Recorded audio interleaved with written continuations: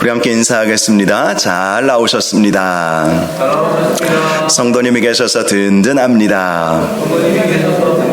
사랑하고 축복합니다. 네, 감사합니다. 오늘 또 인터넷으로 예배 드리시는 분들에게도 주님의 크신 은혜와 사랑이 함께 하시기를 바랍니다. 오늘 바울의 기도 16번째 시간입니다. 골로새서 4장 2절 한 절 말씀 우리가 함께 묵상할 텐데요. 기도를 계속하고 기도에 감사함으로 깨어 있으라. 이 4장 2절 그대로 오늘 제목으로 삼았습니다. 헤르만이 쓴 창조적 기도라고 하는 책이 있습니다. 이 책에 보면 중세시대의 무도회의 한 장면이 나오고 있는데요. 그 주인공은 결혼식을 며칠 앞둔 한 미모의 여인이었습니다. 프랑스 리옹이라는 도시의 가장 부자였던 비단 상인의 딸이 바로 이 이야기의 주인공이었습니다. 그런데 그녀가 이 무도회에서 한 청년과 짝이 되어서 춤을 추다가 갑자기 환상을 보게 된 것입니다.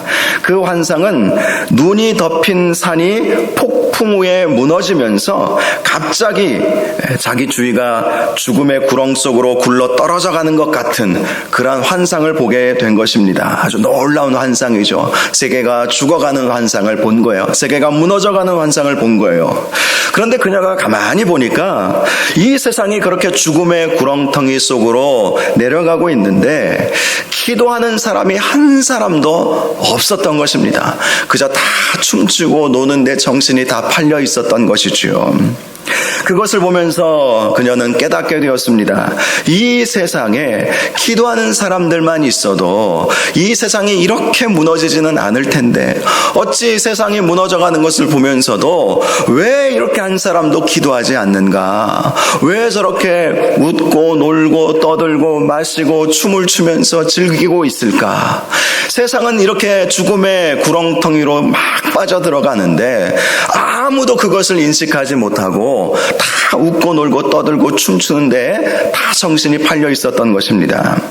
바로 그때 환상에서 깨어나게 되었습니다. 그리고 그녀는 무엇인가 결심한 듯이 함께 춤을 추던 남자의 팔을 뿌리치고 그 자리를 떠나게 되었습니다. 그리고 아버지에게 가서 자신은 결혼보다 평생 이 세상을 위한 중보기도자로 내가 헌신해야 되겠습니다. 그렇게 이야기를 하고 수도원에 들어가서 평생토록 무너져가는 세상을 위해서 중보기도 사역자로 살게 되었다는 것입니다. 물론 우리가 이 여인처럼 모든 것을 다 버려두고 무너지는 세상을 위해서 중보기도하기 위해서 어디 기도원이나 수도원에 들어갈 수는 없겠지요. 물론 그런 분들도 계시고 그런 사명을 받은 분들도 계세요. 미국에 가보면 기도의 집이라고 하는 아주 유명한 곳이 있습니다. 24시간 기도하고 찬양하도록. 그래서 늘 24시간 프로그램이 돌아가요. 그래서 이제 찬양팀이 2시간마다 이렇게 돌아가는 거예요. 그러니까 24시간이면 12팀이 돌아가는 것이겠죠. 헌신하고자 하는 그러한 찬양팀이 있고 또 함께 기도하고자 하는 사역자들이 있어요. 이 기도의 집에 24시간 동안 계속해서 365일 쉬는 날 없이 정말 그러기 위해서는 수백 명의 섬기는 자원봉사자들이 필요하지 않겠습니까? 그런데 제가 이야기를 들어보니까 그 기도의 집에는 정말 작정하고 1년 동안 그 기도의 집을 지키는 분들도 꽤 계시다고 합니다. 작정하고 중보기도 하는 것이죠. 그분들의 중보기도는 선교사님들을 위한 중보기도, 또 오늘날과 같이 이런 코로나 상황 속에서는 코로나를 위해서 기도하고, 또 러시아와 우크라이나가 전쟁을 하고 있지 않습니까? 그런 상황을 위해서 기도하고, 전 세계에서 기도의 제목들을 받아서 또 그것을 정리하고 화면에 띄우고 함께 기도하는 그런 스텝들도 있지요. 그렇게 정말 중보기도하고 헌신하고 이런 분들도 사실 많이 있습니다. 그러나 우리가 일상생활을 또한 우리는 해야 되지 않겠습니까? 그렇게 헌신하시는 분들, 작정하시는 분들도 계시겠지만 우리는 또 우리 나름대로 이 세상에서의 빛과 소금의 사명을 감당해야 되기에 다 그렇게 할 수는 없을 것입니다. 그런데 그렇게 사역하시는 분들은 기도가 너무나도 중요하다는 사실을 믿기 때문에 그렇게 기도로 헌신하는 것이죠.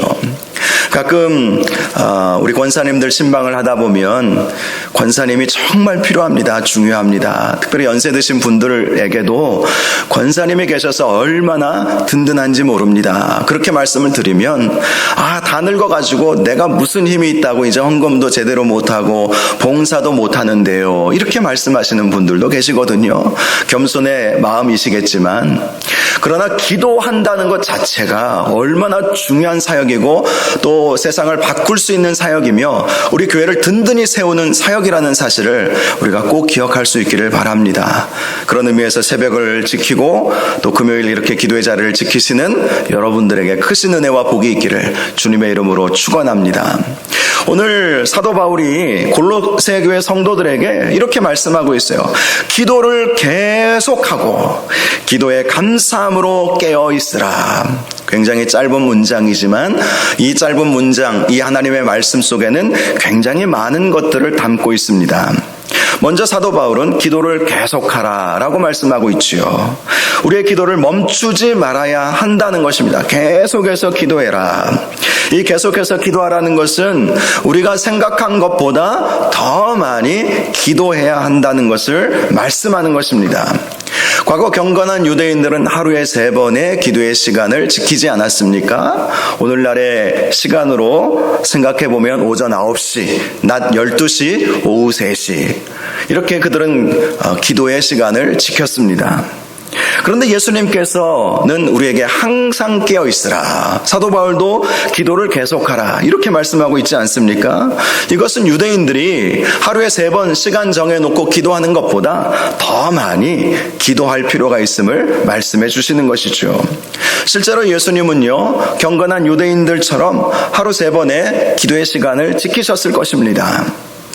때로는 밤을 새워가면서 기도하셨고 산에 올라가서 산기도도 하셨고 한적한 곳에 가셔서 조용히 하나님과 대화하며 묵상하는 기도도 하셨고 부르짖는 기도, 땀방울이 핏방울이 될 정도로 부르짖는 기도도 하셨고 골방에 들어가서 기도하라 이렇게 가르쳐 주시지도 않으셨습니까? 그래서 예수님도 분명히 골방 기도도 하셨을 거예요. 때로는 홀로 금식하면서 기도하셨고 제자들과 합심으로 손 붙잡고 기도도 하셨을 것입니다. 그래서 예수님께서 항상 기도하라 라고 말씀을 하신 것이죠. 사도 바울도 마찬가지죠. 그도 기도의 사람이었습니다. 우리가 지금까지 바울 서신을 통해서 바울의 기도라는 주제로 말씀을 살펴본 것처럼 그도 역시 깨어서 기도하는 사람이었습니다. 실제로 그의 그러한 기도가 없었다면 세계 복음화라고 하는 위대한 위협을 결코 달성할 수 없었을 것입니다. 그에게 주어진 사명이 너무나도 컸기 때문에 그는 기도를 쉴 수 없었던 것이지요. 사무엘 선지자는 기도를 쉬는 죄를 범하지 아니하였다 이런 말씀을 하고 있지요.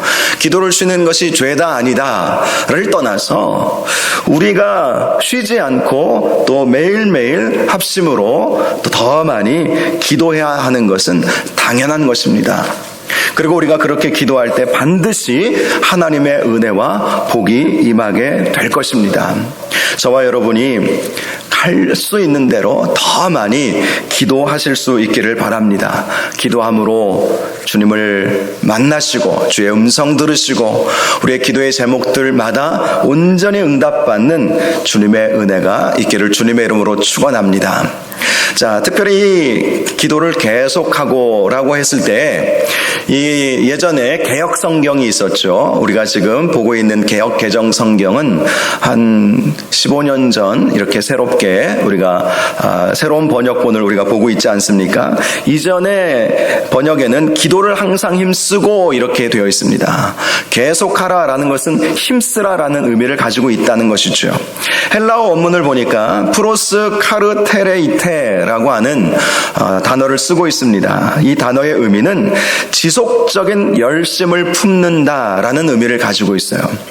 그러니까 기도를 항상 힘쓰다라고 하는 개역 성경의 번역과 기도를 계속하라라고 하는 개역 개정의 번역을 사실 합쳐놓은 의미라는 것을 알 수가 있죠.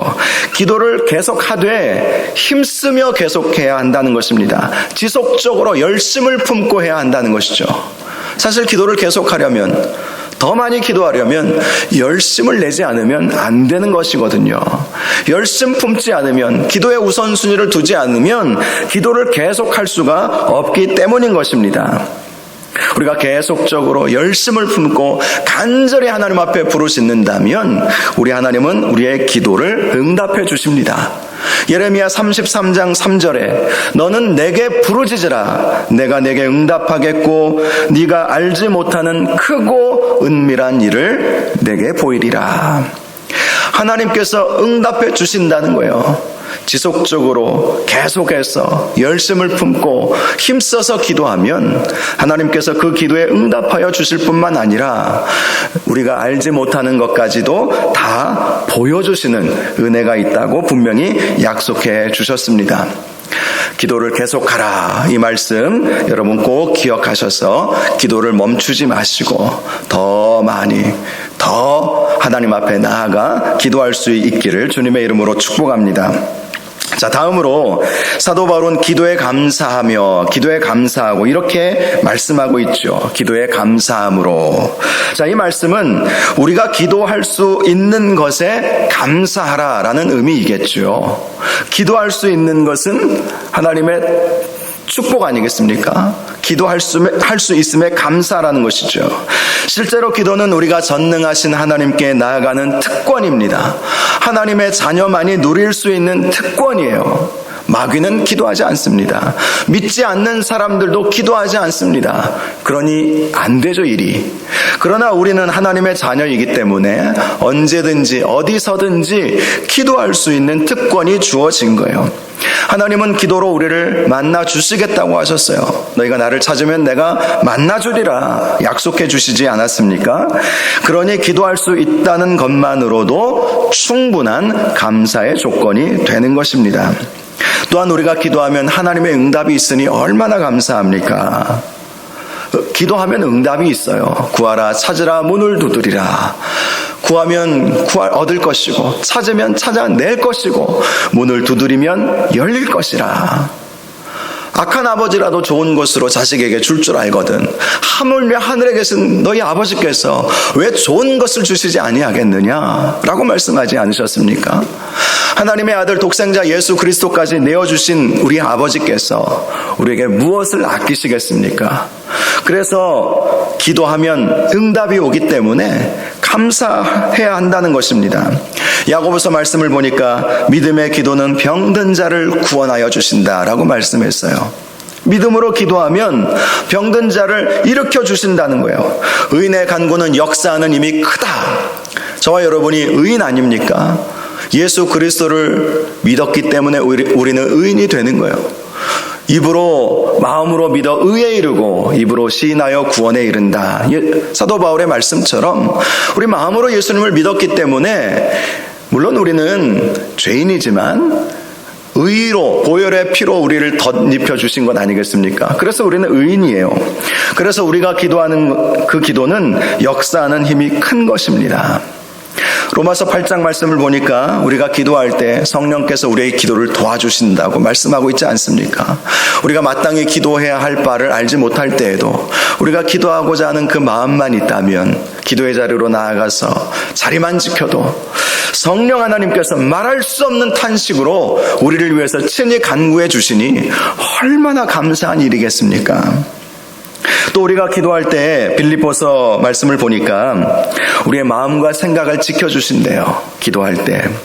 잠언 말씀을 보시면 생명의 근원이 마음에 있다라고 말씀하고 있지 않습니까? 이번 주에도 말씀을 함께 나누겠지만 마음을 관리하는 것이 참 중요해요. 그런데 이 마음 관리가 우리 뜻대로 되는 것은 아닙니다. 우리가 어떤 최면을 우리 스스로 건다고 해서 두렵고 떨리는 마음이 평온해지는 것은 아닙니다. 평온해져라 한다고 평온해지는 것이 아니에요. 우리의 마음을 어떻게 평온케 만들고 마음의 평강을 어떻게 얻을 수 있겠습니까? 기도할 때 얻을 수 있다고 빌립보서에 분명히 말씀하고 있습니다. 우리가 기도하면 우리 주님께서 우리의 마음과 생각을 지켜주세요. 그러니 생명의 근원이 마음에 있으므로 기도하면 우리가 죽을 일이 생긴다 할지라도 반드시 살아나는 역사가 있게 됩니다. 그러니 기도한다는 것, 기도할 수 있다는 것이 얼마나 감사한 일이겠습니까? 사랑하는 여러분, 저와 여러분이 이렇게 기도의 자리에 나올 수 있다는 것도 감사하시고, 기도할 수 있는 것 자체로도 감사하시고, 특별히 이렇게 금요일날 함께 모여서 기도하는 것도 얼마나 감사한 일인지 모릅니다. 합심으로 기도한다는 것은요, 놀라운 역사가 일어나는 그러한 축복의 통로이기 때문이죠. 우리 주님께서도 약속해 주시지 않았습니까? 두세 사람이라도 내 이름으로 모인 그곳에 내가 함께 하겠다. 함께 하겠다는 것은 어떤 의미이겠습니까? 함께 합심으로 기도할 때 그 기도의 제목을 들으시겠다는 것이죠. 친히 임재하셔서 들으시고 역사하시겠다는 약속의 말씀 아니겠습니까? 우리가 읽지는 않았지만 3절과 4절 말씀을 보면 사도 바울이 골로새 교회 성도들에게 기도 부탁을 하고 있죠. 3절에 이렇게 말씀합니다. 또한 우리를 위하여 기도하되 하나님이 전도할 문을 우리에게 열어주사 그리스도의 비밀을 말하게 하시기를 구하라. 내가 이 일 때문에 매임을 당하였노라. 자, 골로새 교회 성도들에게 사도 바울이 나를 위해서 좀 기도해 달라는 그런 부탁을 합니다. 합심으로 기도해 달라는 것이죠. 중보 기도해 달라는 요청이죠. 그렇게 기도하면 4절에 어떻게 말씀하고 있습니까? 그리하면 내가 마땅히 할 말로써 이 비밀을 나타내리라. 복음을 증거할 수 있게 된다는 것이죠. 지금 사도 바울은 감옥에 갇혀 있습니다. 그러나 당신들이 나를 위해서 기도하면 내가 이 감옥에서 풀려나서 복음을 담대히 증거할 수 있을 것입니다. 이렇게 기도 부탁을 하는 거예요. 그런데 당연히 기도 부탁할 만하죠. 이렇게 생각하겠지만 여러분, 골로새 교회가 어떤 교회입니까? 우리가 계속해서 골로새의 말씀 우리가 몇 주 동안 지금 살펴보고 있고 또 한 2주 전인가요? 수요일 날 골로새 말씀을 함께 배우지 않았습니까? 골로새 교회가 어떤 교회입니까? 에베소 교회나 빌립보 교회는요, 그 서신서의 내용을 보면 그들을 책망하는 내용이 별로 나와 있지 않아요. 그런데 이 골로새 교회는 사도 바울이 굉장히 많은 책망을 합니다. 왜 책망을 했겠습니까? 골로새 교회에 성도들이 믿음이 흔들려가지고 지금 이단 사이비에 빠져 있는 성도들이 너무 많이 늘어났던 거예요. 그래서 제가 지난 몇 주 전에 골로새 교회에 있었던 이단 사이비 사상이 무엇인지 4가지로 말씀을 드리지 않았습니까? 골로새서 2장을 보면 자세히 우리가 알 수가 있습니다. 2장 말씀을 보면 헛된 철학이라는 말씀이 나와요. 헛된 철학. 헬라 철학을 말하는 것이죠. 철학 사상에 심취되어 있는 사람들이 교회 성도들 가운데 있었다는 것이죠. 오늘날로 말하면 자유주의 신학 사상과도 비슷할 것 같아요. 이 자유주의 신학도 이런 세상의 사상과 학문, 이성, 철학 여기에 영향을 받은 것이거든요. 자, 이러한 이 헛된 철학에 잡혀버린 것이죠. 또 그들은 유대의 율법주의, 형식주의를 중요하게 생각하는 사람들도 등장하기 시작했습니다. 예수 그리스도를 믿되 율법도 지켜야 된다. 특별히 율법을 지킴에 있어서 가장 중요한 것을 그들은 할례로 보았거든요. 할례. 이방인들도 할례 의식을 행하지 않으면 구원받을 수 없다. 이렇게 말하기까지도 했습니다. 말도 안 되는 것이죠. 할례 논쟁은 벌써 사도행전 15장에 보면 이미 끝났어요. 12사도와 사도 바울과 바나바가 함께 모여서 예루살렘 총회를 하면서 이미 종지부를 찍었어요. 이방인들에게 율법을 준수할 의무를 부과하지 말자. 그런데도 계속해서 그런 이야기들이 나오는 것입니다. 그 다음으로 천사 숭배, 신비주의 사상이 골로새 교회 안에 들어갔죠. 신비주의. 오늘날에도 한국 교회 안에 신비주의적인 영향이 참 많이 있죠. 대표적인 것이 신사도 운동이다. 잘못된 성령 운동입니다. 교회 안에 기존 정통 교회 안에도 이 신사도 운동적인 요소들이 들어왔어요. 대놓고 말은 안 합니다. 또 모를 수도 있죠. 미혹에 빠진 것이죠. 잘못된 신비주의 영향들. 골로새 교회 안에 있었어요. 그 다음에 극단적 금욕주의, 네 번째, 제가 말씀드리지 않았습니까? 극단적 금욕주의, 어디 굴 속으로 산 속으로 깊이 그냥 들어가고 나오지를 않는 거예요. 일상의 삶을 통해서 그리스도를 나타내고 증거하고 세상의 빛과 소금의 사명을 감당해야 하는 사명도 우리에게 있지 않습니까? 그 사명은 망각해 버리는 사상이 극단적 금욕주의죠. 자, 이러한 것들이 오늘날 한국교회 안에도 있고 골로새 교회 안에도 있었어요. 자, 그런데 문제가 많은 골로새 교회 성도들에게 기도 부탁을 하는 거예요. 기도해달라는 것이죠. 신실한 교회, 또 믿음이 확실한 교회라면 제가 왜 이런 말씀을 드리겠습니까? 당연히 기도 부탁할 수 있죠. 그런데 믿음이 연약하고 믿음이 막 흔들리고 또 잘못된 길로 나아가는 그런 교회를 향해서도 사도 바울이 나를 위해서 당신들이 합심으로 좀 기도해달라. 그러면 내가 감옥에서 나갈 수 있을 것 같고 이 복음의 비밀을 나타낼 수 있을 것 같다. 이렇게 말씀한 이유가 어디 있겠습니까? 믿음이 연약해도 합심으로 기도하면 그 가운데 놀라운 역사가 있기 때문이에요. 여러분, 기도라고 하는 것은 믿음이 강한 사람들만이 하는 것이 아닙니다. 믿음이 연약해도, 사실 믿음이 연약하니까 더 많이 기도해야 하는 것이죠. 믿음이 연약해도 하나님께서는 그 기도를 다 들어주십니다. 물론 우리가 큰 믿음으로 기도할 때에 하나님께서 더 기뻐하시겠지만 사실은 겨자씨 한 알만한 믿음만 있어도 산을 옮기는 거예요.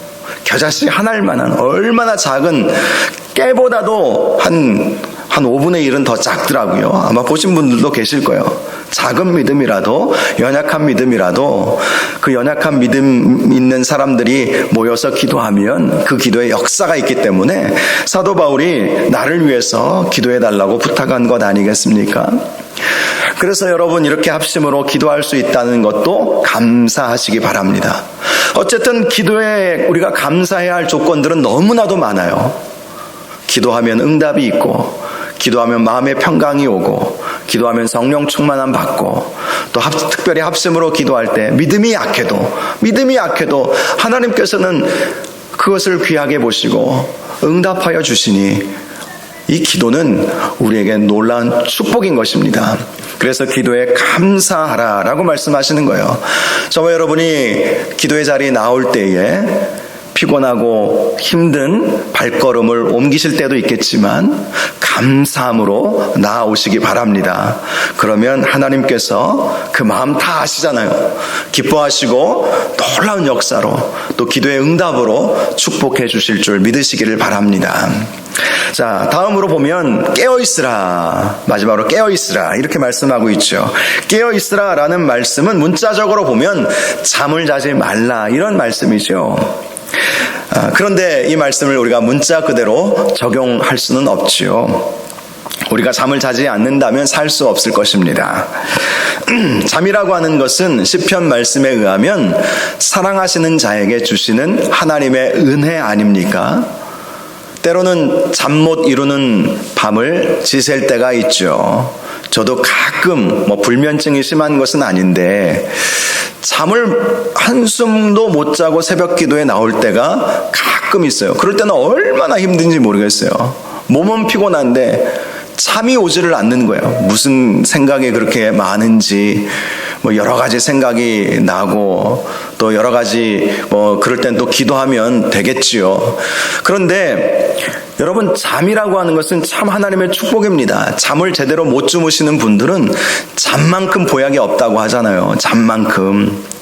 제가 코로나는 아닌데 이 목감기, 기침감기가 있어서 병원을 수차례 다니고 검사도 다 해보았는데 이게 안 낫더라고요. 그래서 어제는 작정하고 오후에 그냥 자버렸어요.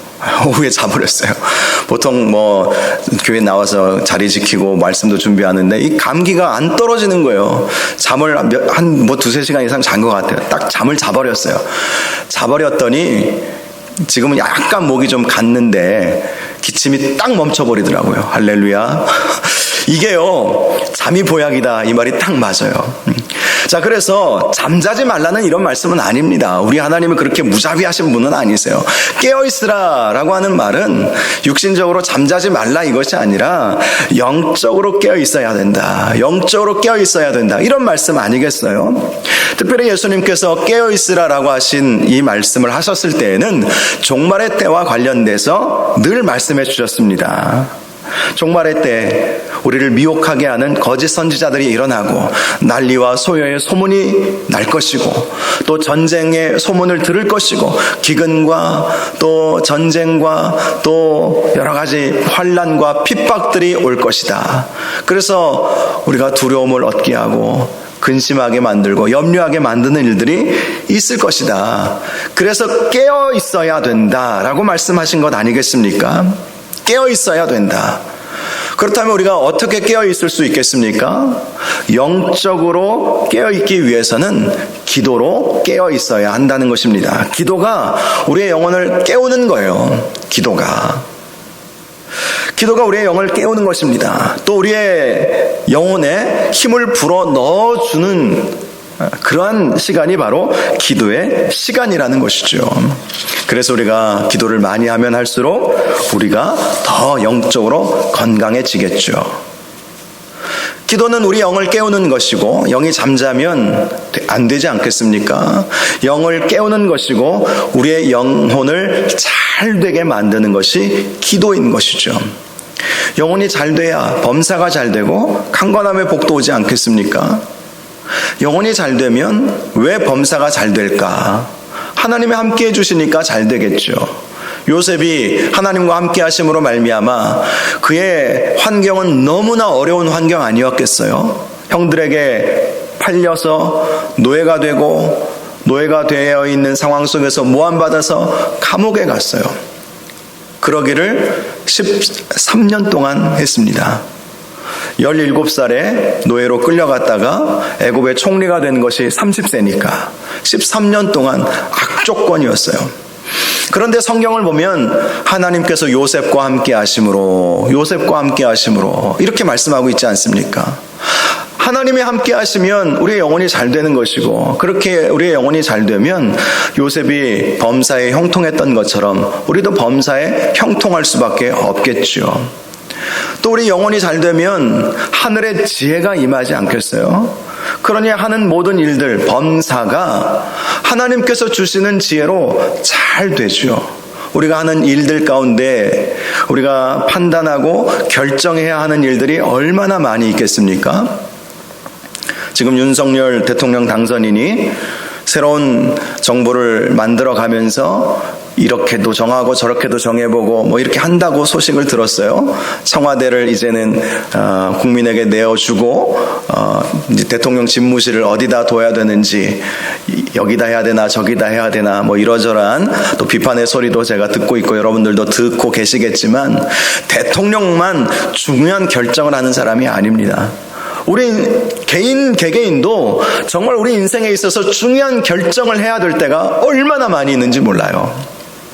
젊은 청년들은 어떤 사람과 만나서 결혼해야 할 것인가, 어떤 직업을 선택해야 할 것인가, 또 우리 부모들은 자녀들을 어떻게 양육해야 할 것인가, 이 인생을 어떻게 살아가야 할 것인가. 이거 정말 우리가 중차대한 선택의 문제가 늘 우리 앞에 있지 않습니까? 그런데 하늘로부터 지혜가 임하지 아니하면 결국 내 경험과 내 생각대로 결정하고 선택할 수밖에 없겠죠. 그런데 우리 인간은 늘 한계가 있지 않습니까? 그런데 영혼이 잘 되면 하늘의 지혜를 얻기 때문에 결정하고 선택해야 하는 순간에 내 지혜와 내 지식이 아니라, 내 경험이 아니라 성령께서 주시는 은혜로, 성령께서 주시는 지혜로 선택하고 결정할 수 있지 않겠습니까? 그러니 영혼이 잘 되면 범사가 잘 된다는 것은 단지 성경에 나와 있는 말씀 때문뿐만 아니라 상식적으로도 맞는 말이라는 거예요. 믿지 않는 사람이라 할지라도 사실 마음만 잘 관리해도 하는 모든 일들을 잘 선택해 나갈 수 있지 않겠습니까? 그런데 우리의 영혼이 잘 되면 더 잘 되겠죠. 또 영혼이 잘 되면 강건함의 복이 온다는 말도 맞죠. 모든 질병은 대체적으로 마음으로부터 시작이 된다고 하잖아요. 대부분의 질병이 마음으로부터 나온대요. 암도 그렇고요. 또 어떤 위장병이나 이런 신경성 이런 질병도 있겠지만 대부분의 모든 질병들이 마음으로부터 마음의 어딘가에 상처가 있는데 겉으로 드러난 상처는 우리가 치료를 하잖아요. 눈에 보이고 아프니까.